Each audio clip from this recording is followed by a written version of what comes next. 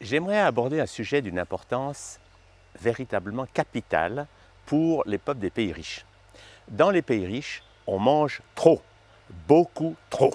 Le résultat, c'est qu'il y a un nombre de gens obèses, en surpoids, qui est totalement hallucinant. Aux États-Unis, par exemple, les chiffres font frémir. C'est 30% de la population qui est obèse et c'est 75% de la population qui est en surpoids. Je ne sais pas si vous voyez, mais c'est hallucinant. Et alors, c'est une folie totale parce qu'on a ça d'un côté, et puis d'un autre côté, dans les pays pauvres, il y a des gens qui meurent de faim. Et tout ça est d'une aberration totale. Et ce que j'aimerais aborder, c'est l'extrême valeur du jeûne.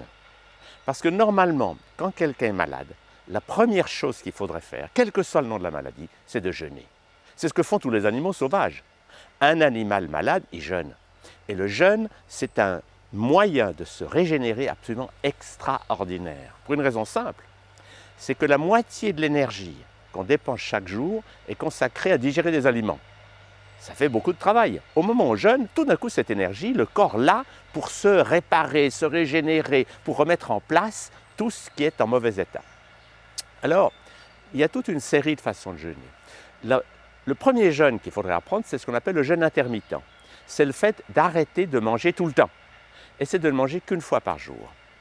Le maître indien Sai Baba disait « Les gens malades mangent 3 fois par jour, les gens en meilleure santé mangent 2 fois par jour, et les yogis et les gens conscients ne mangent qu'une fois par jour. » Et ça a été prouvé par des travaux assez récents qui montrent que l'idéal, ça serait de manger entre 17h et 22h. C'est-à-dire de ne manger qu'une fois par jour en fin de journée. Et c'est ce que font d'ailleurs beaucoup de peuples. Quand les gens travaillent beaucoup dans les rizières ou comme ça, ils ne passent pas la journée à faire des petits déjeuners, des repas. Ils ont autre chose à faire. Ils se lèvent le matin, ils vont travailler dans les champs, et ce n'est que quand ils rentrent en fin de journée au coucher de soleil qu'ils mangent. Et ils mangent une fois par jour. Ça, c'est le premier jeûne, le jeûne intermittent. C'est laisser le corps au repos pendant assez d'heures et manger une fois. Et dès qu'on fait ça, ça va déjà beaucoup mieux. Ensuite, on a toute la dynamique des jeûnes de 1 jour, 2 jours, 3 jours, 4 jours, etc. Et ça, c'est quelque chose qu'il s'agit d'apprendre. Le jeûne, ça s'apprend. Plus quelqu'un est intoxiqué, plus il a de la peine à jeûner. C'est un signe clair. Quelqu'un qui est un toxicomane de l'alimentation, c'est qu'il faut qu'il mange toutes les 2 heures un peu de sucre, un café, un repas, etc. Dès qu'il manque un repas, il se sent horriblement mal. Donc, plus vous êtes intoxiqué, plus vous le savez par le fait que vous ne supportez pas de ne pas manger. Et c'est un signe qu'il faut justement jeûner. Et il faut y aller progressivement. Nous avons créé cette notion du jeûne holistique. Pourquoi? Parce qu'il y a des centres qui vous font jeûner le jeûne naturopathique. C'est-à-dire, le principe du jeûne, c'est plus d'aliments solides que des liquides, donc de l'eau, des tisanes, des jus de légumes. Les jus de fruits, on tâche d'éviter parce qu'il y a un peu trop de sucre si on en prend trop. Donc, la base, c'est des liquides, de façon à ce que le tube digestif n'ait plus de travail. Parce que le travail du tube digestif, c'est qu'il doit faire passer les aliments depuis la bouche jusqu'à l'anus. Donc, il doit malaxer tout ça et ça prend beaucoup d'énergie. Dès qu'on prend des liquides, pof, le tube digestif est au repos. Mais nous, on a appelé ça le jeûne holistique parce que si vous jeûnez seulement en naturopathie, vous allez vous faire du bien, mais il risque de manquer des éléments qui rendent le jeûne facile et agréable. Le premier élément, c'est qu'il faut bouger. C'est pour ça que maintenant, il y a beaucoup de centres qui s'appellent jeûne et randonnée. C'est-à-dire qu'on ne vous fait pas que vous faire jeûner, on vous fait marcher. Et quand vous marchez 4 ou 5, 6 heures dans la journée, vous faites circuler l'énergie et du coup, vous supportez beaucoup mieux le jeûne que si vous restez assis dans une chaise longue. Donc l'exercice physique est important. Nous avons ajouté à ça la notion des émotions. Parce que dès qu'on jeûne, les émotions vont être beaucoup plus perceptibles. N'est-ce pas? Ce qui se passe, c'est que la plupart des gens mangent trop, non pas parce qu'ils en ont besoin dans leur organisme, mais parce qu'ils mangent pour s'anesthésier émotionnellement. Si j'ai peur ou que je suis en colère, les gens ont remarqué que quand ils mangent, ils sentent moins l'émotion. Donc l'anesthésie émotionnelle est la raison pour laquelle les gens dans nos pays mangent 3, 5, 7, 10 fois plus que le corps, selon le corps a besoin. Donc dès qu'on jeûne, les émotions, on les sent plus.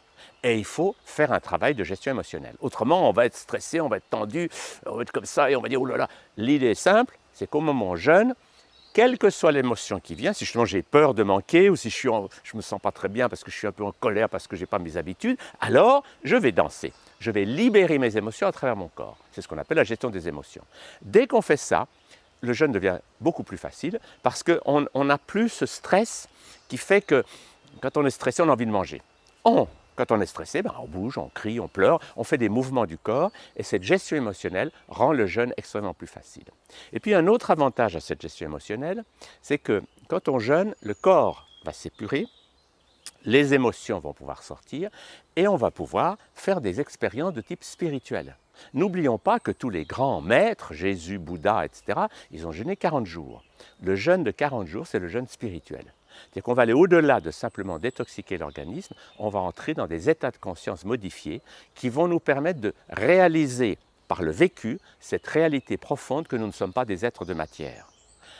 La médecine holistique nous enseigne que nous sommes des êtres de matière, certes, mais nous avons un corps physique, un corps émotionnel, un corps mental et un corps spirituel. Et le corps émotionnel, le corps mental et le corps spirituel ne sont pas mortels puisque ce sont des corps d'ondes, de vibrations, de fréquences et qui ne peuvent pas mourir.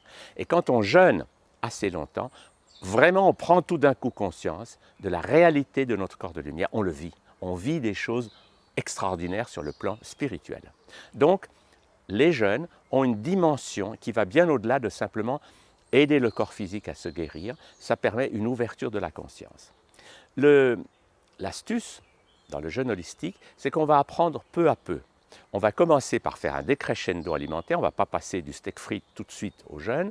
On va manger que des légumes pendant quelques jours, boire. Et puis, après quelques jours, on a fait des paliers. Et là, le jeûne, on va entrer dedans facilement. Et puis, quand on va reprendre, on va aussi reprendre progressivement. Parce qu'il ne s'agit pas de reprendre tout d'un coup en se remplissant. Parce que l'estomac rétrécit quand on jeûne, c'est curieux de voir ça, et on ne supporte plus les quantités d'aliments d'avant. Mais l'idée, c'est que quand on apprend à jeûner, on va commencer peut-être par 2 jours, 3 jours, 4 jours, etc., on va découvrir les vertus extraordinaires du jeûne. Et il faut savoir que des milliers de gens se sont guéris de maladies pas possibles grâce au jeûne. Ça devrait être la thérapie numéro 1, dans toutes les maladies, surtout les maladies chroniques. Dans les maladies aiguës, la médecine a une influence qui parfois peut être utile. S'il y a vraiment quelque chose de grave, la médecine agit, un antibiotique peut vous sauver la vie, incontestablement. Mais n'oublions pas que dans tout ce qui est maladie chronique, les médicaments n'ont absolument aucun sens. Les maladies chroniques sont des maladies d'intoxication. Et dans ces maladies d'intoxication, ce n'est pas logique du tout de rajouter un médicament chimique. C'est beaucoup plus logique de jeûner. Et le jeûne va permettre de nettoyer le corps physique, va permettre de mieux sentir nos émotions et donc de pouvoir les lâcher et de pouvoir ouvrir le cadran spirituel. C'est-à-dire notre capacité, avec notre cerveau droit, de pouvoir vivre des expériences de type magique, enchanté, de découvrir les mondes qui sont au-delà du monde matériel. Parce que quand on jeûne, tout d'un coup, si on est près d'une rivière, on va voir les ondines. On va sentir la présence des fées, on va entrer dans des vibrations subtiles qui sont tout simplement merveilleuses et qui permettent à ce que la vie ne soit plus coincée, bloquée dans ce que j'appelle le matérialisme. Le matérialisme, c'est cette sorte de religion dominante des peuples occidentaux qui est la croyance que ça, c'est la matière, il n'y a que ça qui est vrai. Et puis l'émotion, le mental, on en parle, mais on est coincé dans une dynamique qui est celle « j'ai un corps », et c'est ça la réalité. Et tout ce qui est vibratoire, on fait comme si ça n'existait pas. Mais grâce à Dieu, maintenant, la science quantique, la médecine quantique, le mot quantique a remplacé le mot spirituel, mais c'est la notion qu'il y a des tas de longueurs d'onde. Et la longueur d'onde de la matière, ce n'est qu'une parmi d'autres, et qu'on peut s'ouvrir pour explorer les autres longueurs d'onde que celles du monde de la matière. Et c'est passionnant, parce que ça donne une dynamique qui est enthousiasmante et qui est un apprentissage. Le jeûne, ça s'apprend, comme la santé, et j'en parle parce que c'est vraiment un des outils les plus merveilleux que la vie nous a donné pour pouvoir non seulement nous guérir, parce que dès qu'on jeûne, le corps va bénéficier d'une énergie fantastique pour se guérir. Et moi, en 50 ans de pratique médicale, j'ai vraiment vu des maladies mais gravissimes. Et quand les gens jeûnent, après quelques temps, ils ont résolu le problème de l'intérieur. Parce que n'oublions jamais que c'est toujours le corps qui se guérit lui-même. Aucun traitement, quel qu'il soit, n'a jamais guéri personne. C'est toujours le travail du corps lui-même. Et ce qui est merveilleux, c'est la capacité extraordinaire d'un corps humain de se guérir, quel que soit le nom de la maladie. Mais pour ça, il faut jouer le jeu. C'est évident que le corps, s'il veut se guérir, mais qu'il doit digérer une raclette, une fondue au fromage ou un steak frites ou un McDonald's, un hamburger, il n'a pas le temps, il n'a pas l'énergie, on l'empêche de faire son travail. Donc nous sommes très souvent malades, non pas à cause d'agressions extérieures, de virus ou de bactéries, ça ce sont des idées anciennes, nous sommes malades parce que tout simplement nous vivons d'une manière qui nous empoisonne.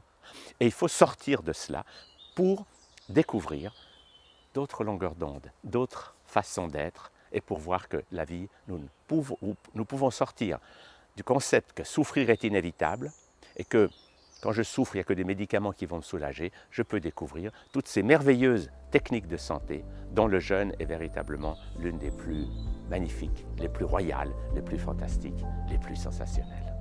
Bonnes expériences.